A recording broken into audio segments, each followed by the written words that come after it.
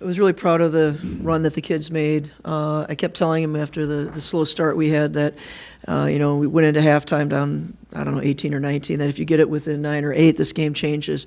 And, we did get it, I believe, to 9.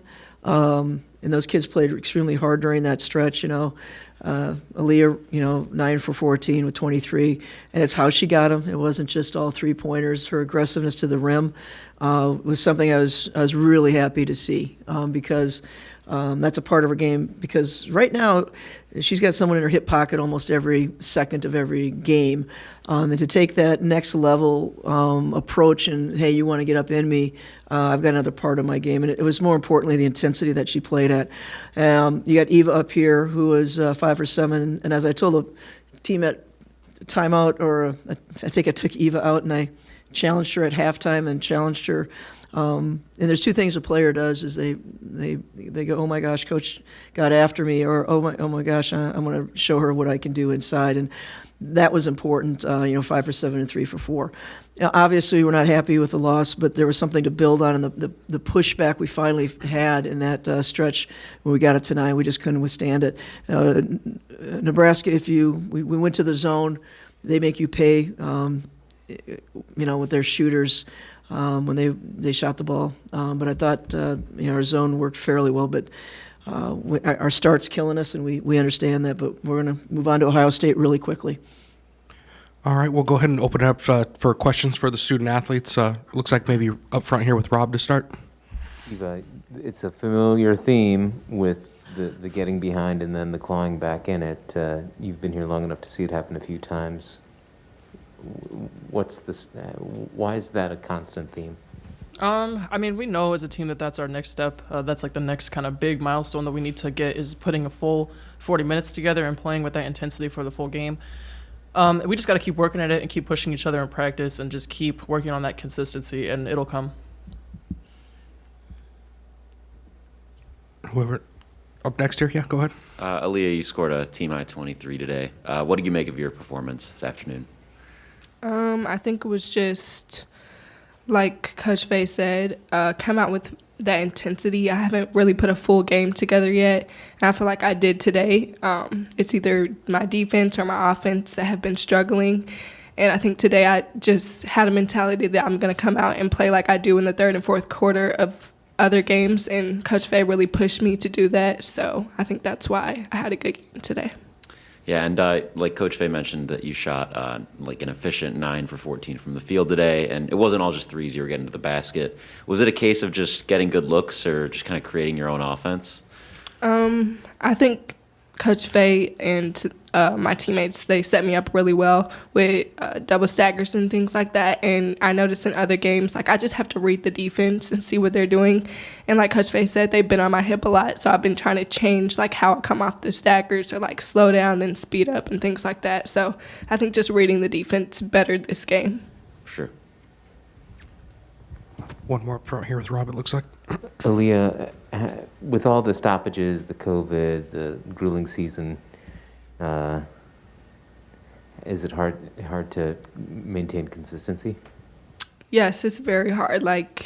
We haven't been in a rhythm this whole season, and now we're starting to get into one, which I'm really loving, because it's hard to just have one game and then 10 days later have another game. So I think that consistency is really going to help us now. We shouldn't have any stoppages, no weather, no COVID. So hopefully this continues and we can just keep building off of it. Any other questions for Eva or Aaliyah today? All right, thank you guys. Eva and Aaliyah, thank you for your time. Thank you. Thank you.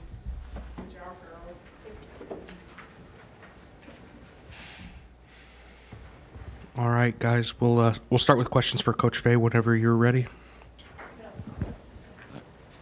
You guys made a valiant effort today during the beginning of the fourth to close in on Nebraska, but you guys fell short. How do you feel about the team's overall performance today?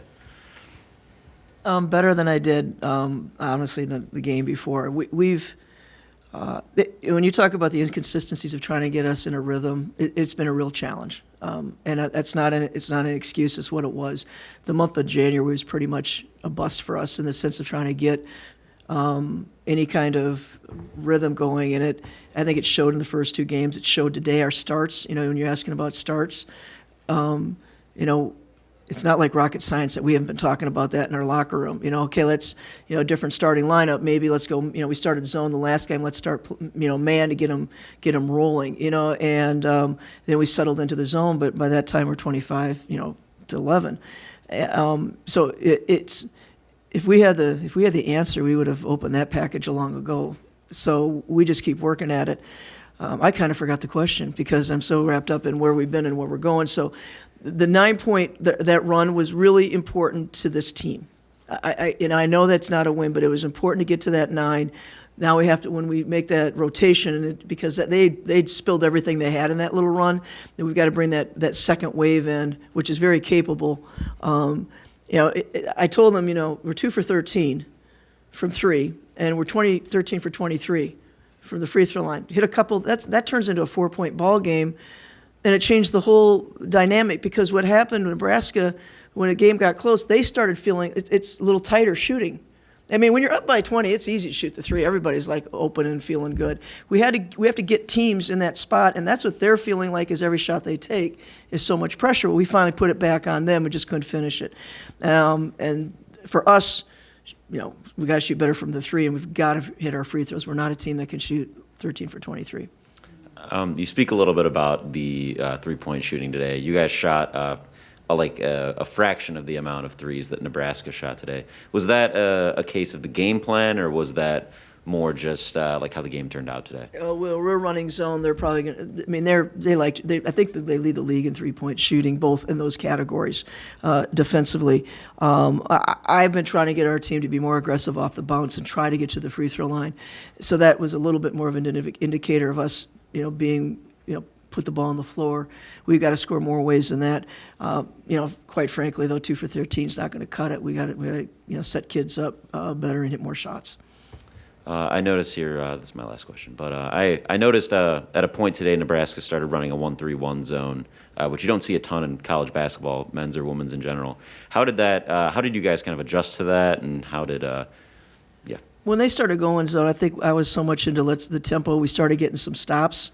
I don't think it played into too much into what we were doing offensively.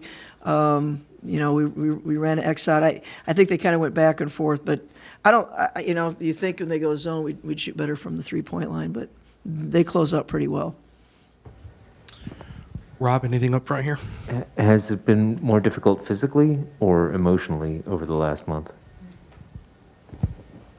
I'm going to say both. We came back. We had 6 kids at practice for a week. We played for, we got 2 games in. Then we got COVID again, and then we had 6 players out again. So just try to imagine practicing with 6 kids for 2 weeks and what you can really do.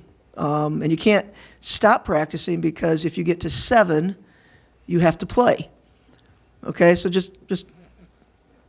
so as a coach, I couldn't go, hey, take a day off. We had to practice, because if 1 kid came back, we're going.